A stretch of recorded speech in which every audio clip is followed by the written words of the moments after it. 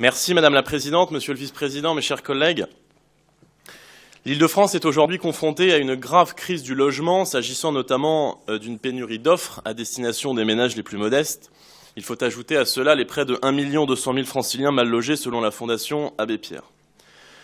Alors, dans une région où la population ne cesse de croître, nous avons d'un côté Paris, devenue capitale des extrêmes, capitale à la fois des très riches et des très pauvres, inaccessible pour une grande partie des ménages franciliens, capitale dont les choix politiques des dernières années ont consisté à créer les conditions d'asphyxie des classes populaires contraintes d'en partir.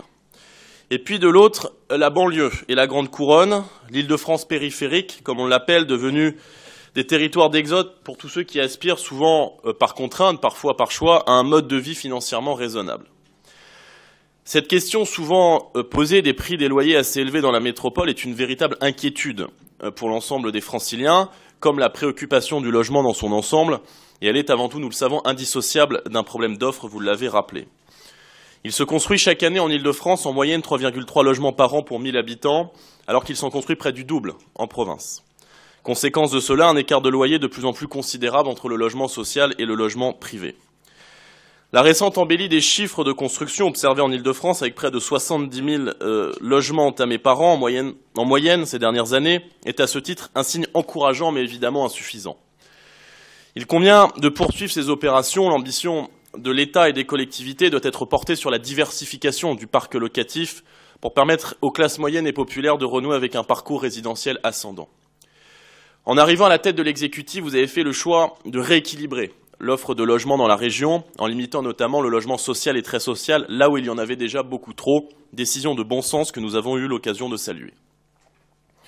Le logement social a pour finalité de faciliter temporairement la vie des Français en difficulté, en faisant fonctionner la solidarité nationale à leur profit.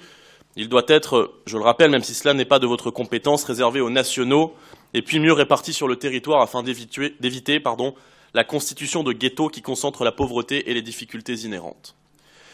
Face à cette pénurie de logements, des solutions existent. J'en profite pour rappeler au passage que plus d'1,4 million de mètres carrés d'immobilier d'entreprise sont vacants à Paris. En reconvertir une partie en logement est une piste qui mérite, je crois, réflexion. Au travers de ce rapport, vous proposez que la région Île-de-France montre l'exemple, en quelque sorte, en mobilisant son patrimoine foncier autour des lycées, et cela avec l'appui de l'EPFIF.